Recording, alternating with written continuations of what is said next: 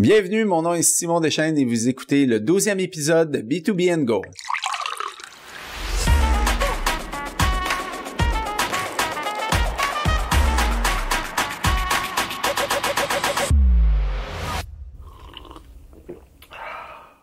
Aujourd'hui se conclut la première saison de notre podcast. Toute une aventure. On a pensé que ce serait intéressant aujourd'hui de vous décrire un peu l'aventure qu'on a vécue pour vous présenter, pour être en mesure de vous présenter 12 épisodes. C'est le 12e aujourd'hui. Une aventure qui a débuté quand même il y a quelques années, mais qui a commencé à se concrétiser il y a exactement 1 an. Avec moi aujourd'hui pour en parler, vous vous doutez que faire un podcast, en tout cas si vous en doutez pas, je vous le dis tout de suite, ça prend une équipe. ça prend une tribu pour être capable de mener ce projet-là à terme.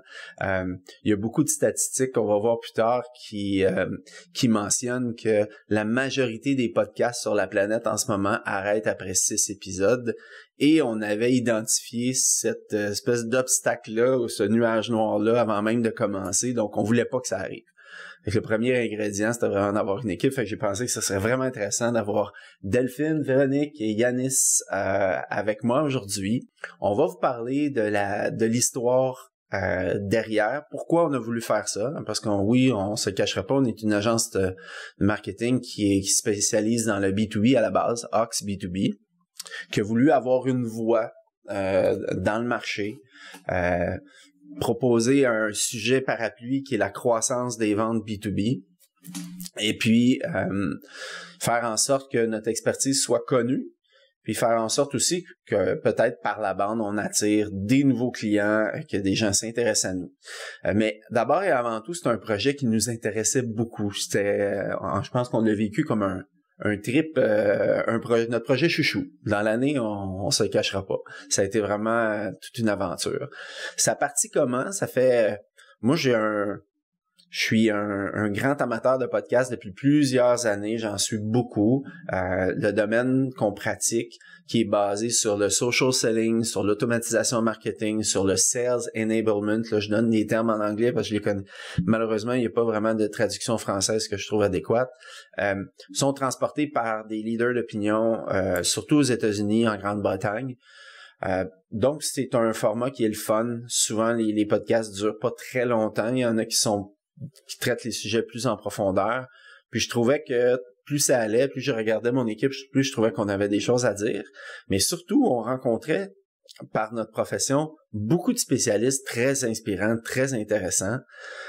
Et en français, au Québec, il n'y a pas tant de podcasts qui traitent des sujets qu'on traite. Il y en a d'autres, évidemment, qui font une très bonne job aussi. On trouvait qu'on avait une voix, un angle qui pourrait peut-être plaire, qui pourrait être intéressant pour notre auditoire. Donc, sans plus tarder, je vais passer la parole à Delphine, qui est avec moi, parce que Delphine est ici dans l'équipe la plus ancienne qui est avec moi aujourd'hui. C'est la première à qui j'ai parlé de l'idée de faire un podcast, puis je souris parce que Delphine se sauvait quand je lui en parlais il y a quelques années. Tu vas peut-être parler là, de quand est-ce que tu as accepté, puis ça a été pourquoi parce que Delphine, je vais mentionner son rôle, c'est celle qui est responsable de tout ce qui est editing, que tout ce qui est prise de son, prise d'image du podcast, donc qui est vraiment le produit comme tel, comme vous entendez, c'est Delphine qui s'en occupe. Peut-être nous parler, Delphine, de qu'est-ce qui s'est passé, là, qu'est-ce qui a fait qu'à un moment donné, quand je t'en parlais tout le temps, tu te dis, OK, là, on pourrait peut-être y penser. Ça a commencé, je pense que ça fait 2 ans. À ce moment-là, on était encore plus une petite équipe. On est quand même une PME qui évolue vite. Tant mieux pour nous. On était une équipe, en fait, pratiquement de 4 personnes. À moi, tout ça, je m'occupe de tout le département de contenu. Fait que dans ce temps-là, ce que ça fait souvent, c'est qu'on délaisse un peu notre image à nous, notre marketing à nous pour ceux de nos clients. Simon essayait, il y avait des bonnes idées, là. Il voulait nous mettre sur la map, il voulait qu'on fasse un peu plus de bruit sur la sphère publique. Mais je voyais pas comment c'était possible. Pour moi, c'était tellement irréaliste qu'à 2, en fait, parce qu'à ce moment-là, on l'aurait fait complètement à 2. On peut se faire, vidéo, audio. À ce moment-là aussi, j'ai pris l'expérience en 2 ans. Puis tout a changé quand ils m'ont posé la même question, dans le même contexte, mais 2 ans plus tard, qu'il y avait 2 belles additions dans notre équipe.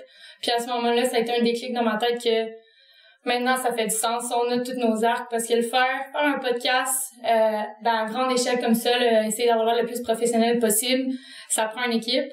Puis on a tous nos atouts là-dedans, on a tous pu collaborer d'un plein d'angles différents. Fait que là, je voyais qu'on avait vraiment un tout, la superstar, prod, post-prod, on avait le pro de la promo, puis la cordo qui coordonne tous les sujets, invités, communication. Donc, en ayant tout ça, là, on était prêts à se lancer, puis ça a bien été, je dirais, à partir de là. Les tâches, je pense, c'est bon de les détailler parce que, dans le fond, on fait le podcast aujourd'hui parce que ça peut-être c'est quelque chose qui intéresse d'autres entreprises qui vous intéressent. Vous songez peut-être à avoir votre voix dans le marché. Mais il y a 4, je pense, expertises importantes. Puis pour se rétablir, parce que ça reste que c'est over and above, là, ça fait partie de nos opérations, mais on s'entend que c'est pas toujours la priorité. C'est servir les clients, c'est s'occuper de l'administration de nos tâches. Donc, ça suppose qu'il y a quelqu'un devant la caméra. Bon, ça, c'est mon rôle à moi. Il y a quelqu'un qui prépare, on l'a dit, il y a une Delphine qui est là pour... c'est le gros du travail qui est vraiment là sur l'édition, sur la prise tout le volet technique. Il y a quand même un gros rôle à jouer là. On va présenter Véro et Yanis. Il y a quelqu'un qui doit aussi préparer les sujets, bien scripter. Il y a des scripts dans tout ça, faut savoir qu'est-ce qu'on va dire. On tente le plus possible d'être naturel à l'écran, oui. Puis on va s'améliorer. Mais il y a de la préparation derrière ça, sinon on dit n'importe quoi, puis c'est pas ramassé dans un court temps. Et on prépare aussi des checklists et tout ça. On va parler un peu du processus de création de contenu. Il y a de la prise vidéo. Après ça, faut que ça s'en aille à des paires d'oreilles et à des paires de yeux, parce que si on le fait pour nous, ben c'est bien le fun, mais il y a personne qui va le voir. Donc, il y a de la distribution, donc tout ce qui est volet promotion, tout ce qui est automatisation marketing aussi, parce que ça prend ce volet-là. Yanis est là pour en parler aussi. Donc, c'est là que, après l'avoir fait finalement, c'est vraiment là que j'ai réalisé que ce que je demandais 2 ans auparavant, Delphine, c'était carrément irréalisable.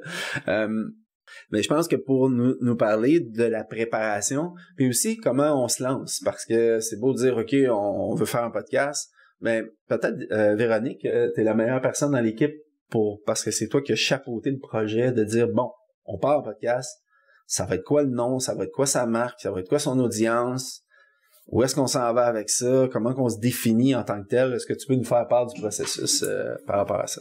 Oui, tout à fait. Ben, comme tu l'as mentionné, mon rôle, c'est plus un rôle de coordination au sein de l'équipe.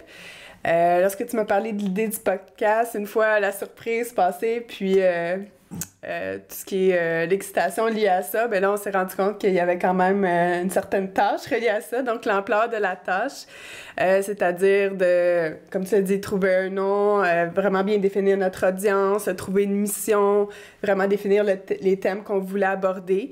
Donc, par la nature de nos opérations avec Oaks B2B, nous, on a décidé d'y aller plutôt sur un thème parapluie qui était la croissance des ventes. Donc, ensuite, c'est allé faire une veille concurrentielle pour voir si les autres podcasts élaboraient sur quel genre de sujet, voir vraiment trouver notre voix à travers l'univers des podcasts. Sinon, ben, ça reste un show de radio. Tu sais, on jase pour jaser, ça apporte pas vraiment de valeur à l'audience. Donc, trouver vraiment notre niche, essayer d'apporter de la valeur, comme je disais, aux entrepreneurs, aux dirigeants d'entreprises qui sont à l'écoute, leur donner des conseils vraiment au quotidien, vraiment applicables dans leurs opérations rapidement. Donc, c'était vraiment là-dessus qu'on voulait miser, on voulait capitaliser, pardon. Donc, c'est ça, trouver le nom, trouver l'image de marque, tout ce qui entoure le podcast.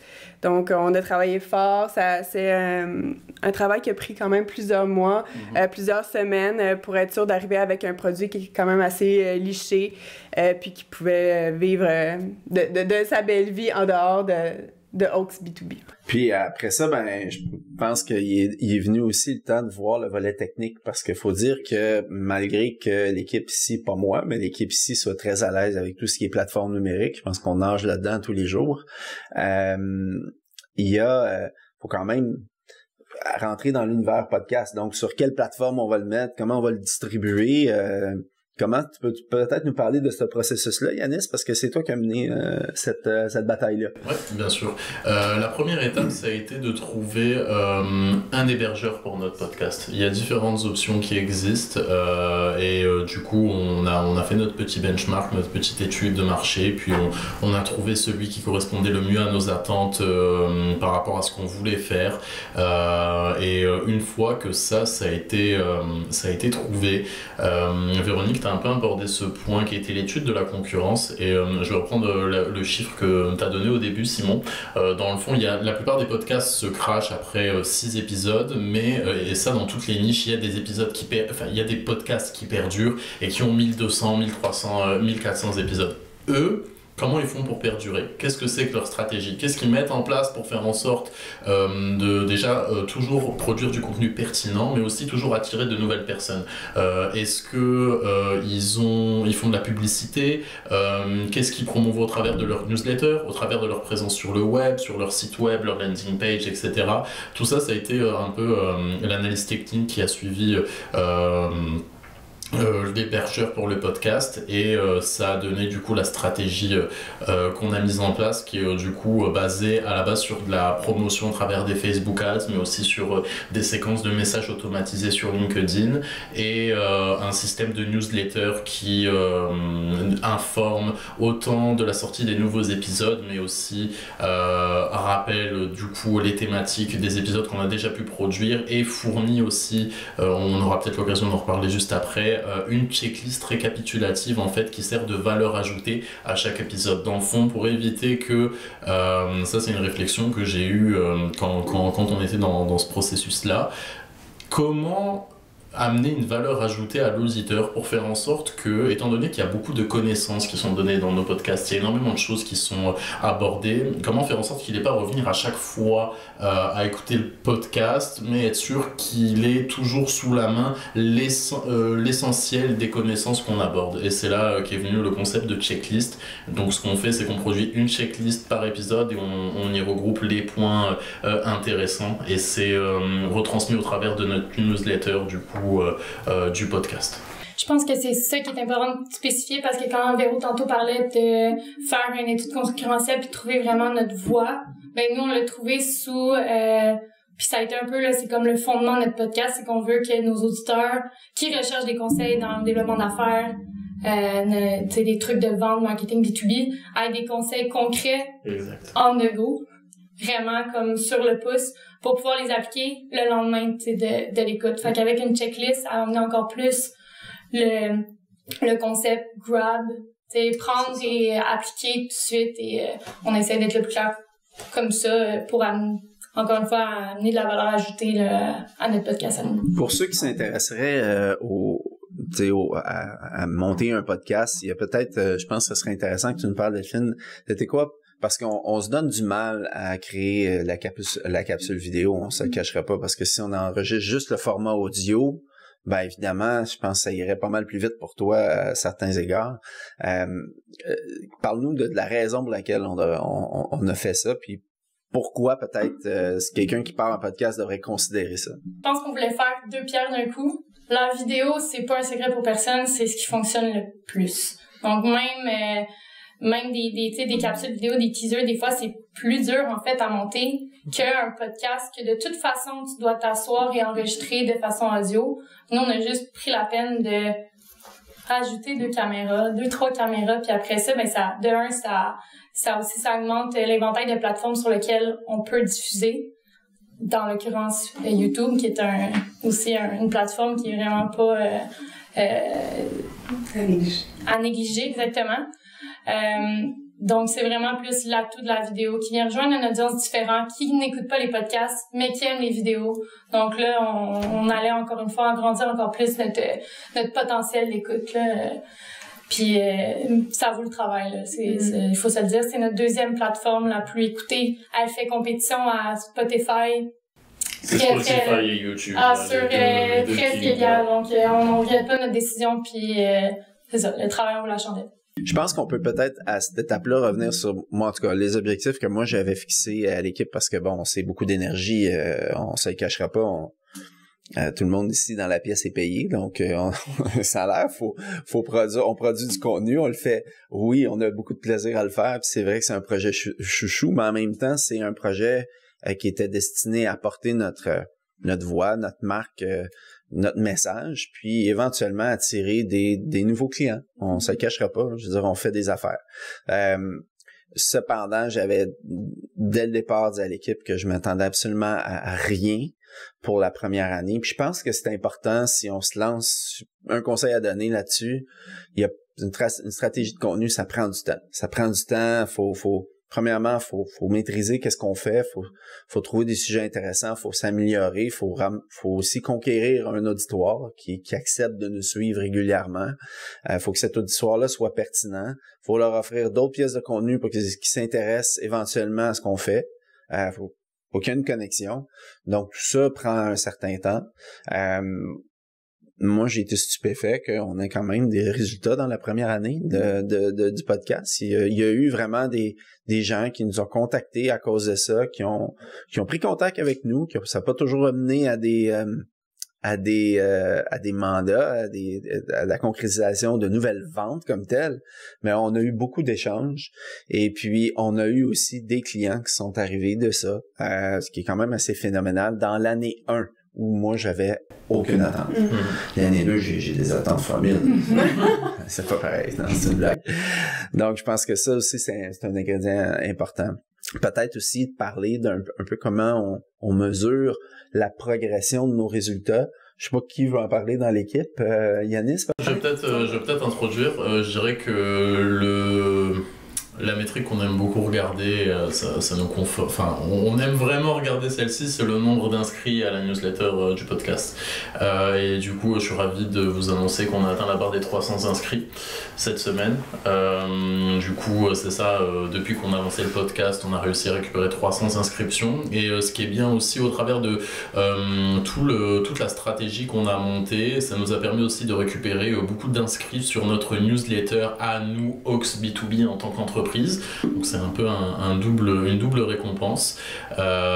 Et on regarde aussi bien évidemment le nombre de téléchargements des épisodes, le nombre d'écoutes et aussi les métriques qui ont rapport avec la newsletter, la performance de la newsletter, le taux d'ouverture des mails, le taux de clic sur les différents call to action qu'on peut avoir dans nos newsletters et aussi les métriques relatives à la publicité, parce qu'on fait beaucoup de Facebook Ads du coup dans le cadre du podcast. On regarde surtout combien nous coûte en fait une inscription à notre newsletter et on essaye toujours de faire en sorte d'avoir le coût par inscription le plus bas possible et c'est ce qu'on a réussi à faire jusque-là depuis le lancement du podcast. Ça suggère aussi d'avoir certaines automatisations. C'est peut-être que tu peux nous en parler un peu là.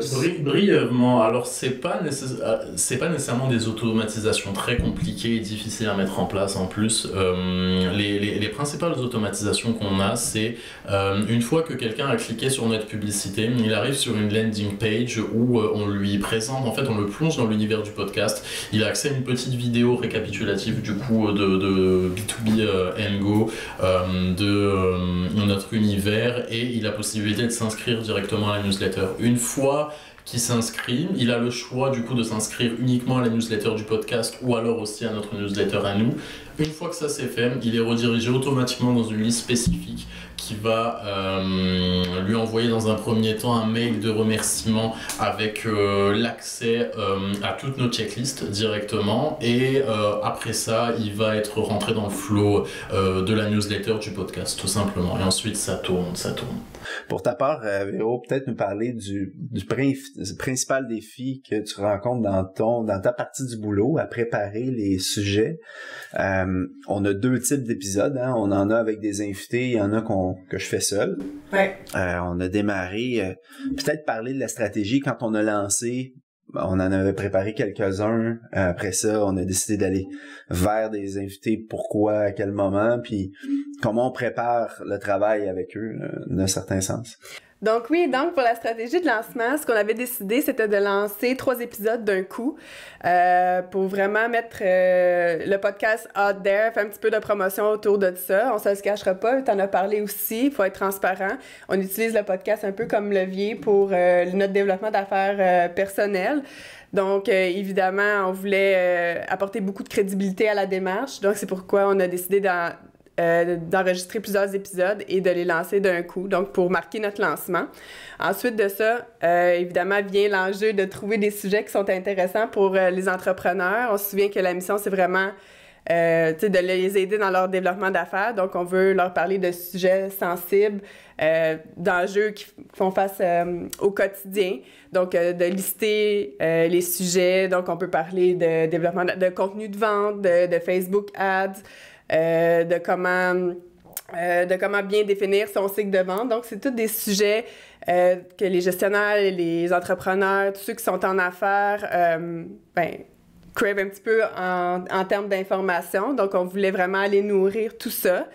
Ça implique aussi beaucoup de préparation au niveau de la recherche. Donc, aller gratter ces sujets-là, trouver les bonnes statistiques, aussi trouver des invités qui sont en lien avec ces sujets-là. Et aussi, de là découle la structure des épisodes. Donc, moi, personnellement, je suis en charge de faire les scripts. Comme tu l'as dit, Simon, on essaie d'être naturel, mais il faut quand même structurer les épisodes pour pas que ça parte un petit peu dans tous les sens.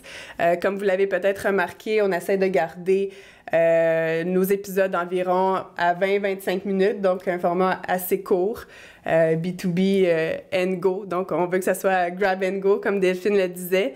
Donc, de vraiment bien préparer les invités, de les encadrer aussi dans leur réflexion, s'assurer qu'on reste sur le sujet. Donc, ça implique beaucoup d'échanges entre les invités. Avec Simon aussi, un travail en partenariat, mais pour monter, pour que tu sois à l'aise avec le script, pour vraiment que tu te le mettes en bouche puis que tu puisses être capable de le délivrer. Ouais, c'est de poser les bonnes questions. Quand on a des invités, dans le fond, c'est de connaître un peu ce dont ils se sentent à l'aise de parler. Faut aussi orienter le sujet pour que ça soit vraiment de l'information intéressante pour l'auditoire. Donc, c'est pas nécessairement un pitch de vente là, qu'on veut à ce moment-là. Donc, de préparer en fonction de ça.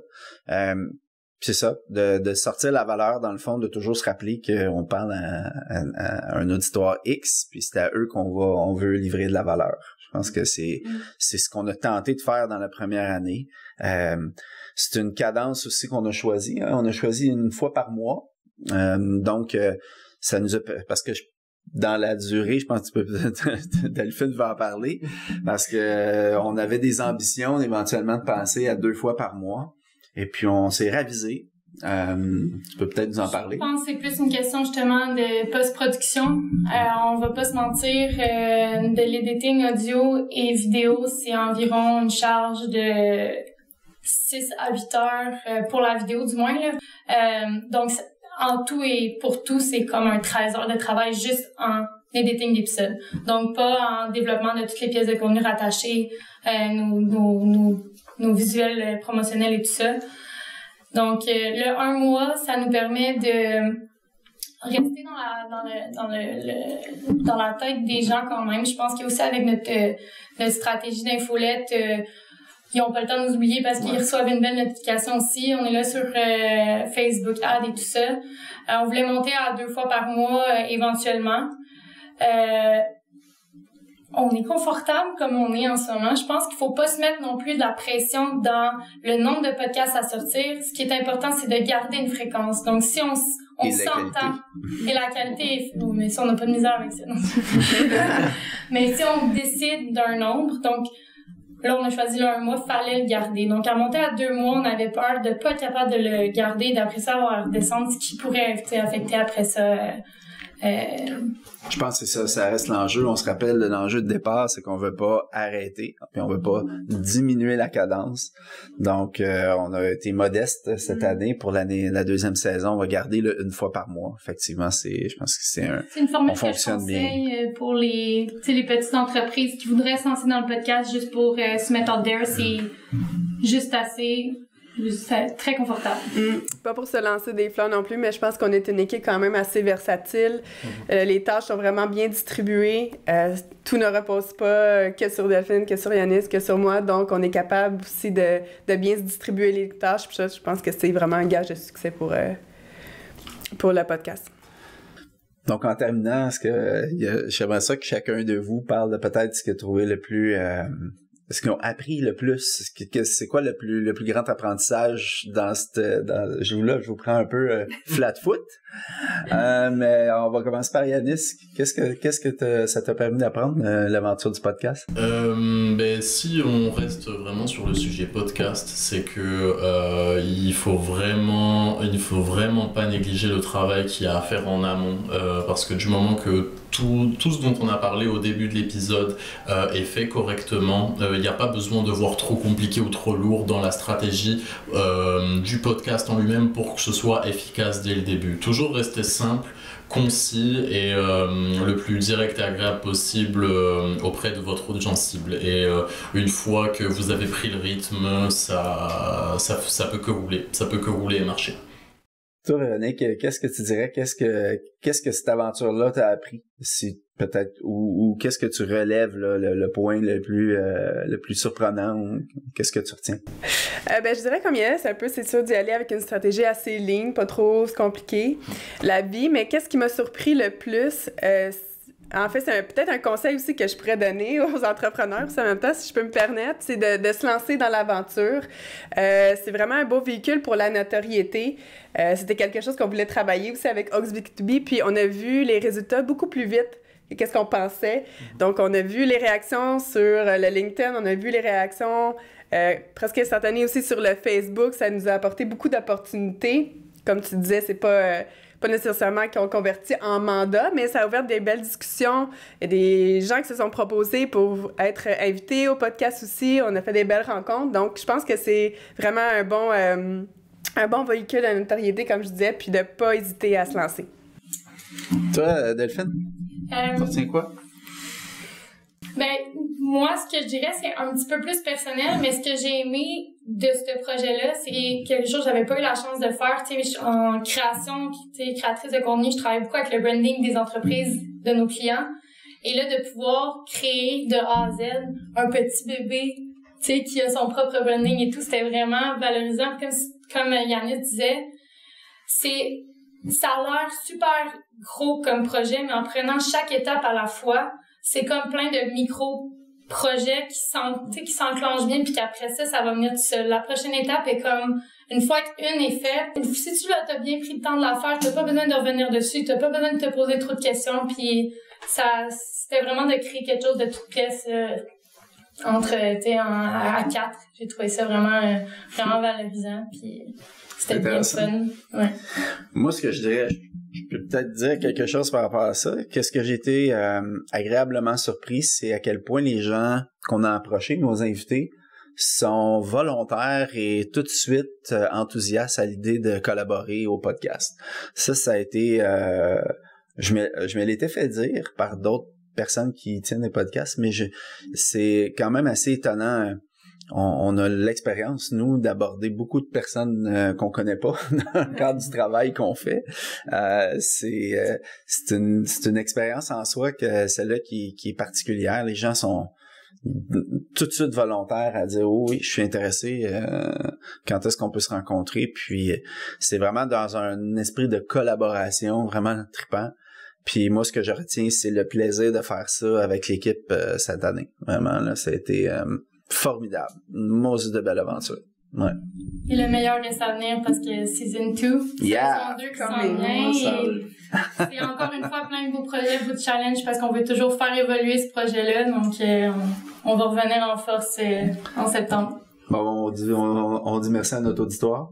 Merci. Merci à l'écoute. Merci. C'est ce qui conclut notre première saison de B2B & Go. Comme à l'habitude, mon équipe vous a préparé une checklist, cette fois-ci des principales étapes de démarrage, de gestion et de production d'un podcast. Pour être notifié dès la sortie du premier épisode de notre prochaine saison qui est dans seulement 1 mois, et aussi pour recevoir notre checklist d'aujourd'hui, Veuillez vous abonner à notre infolette en vous rendant au oxb2b.com/podcast. Merci, à la prochaine!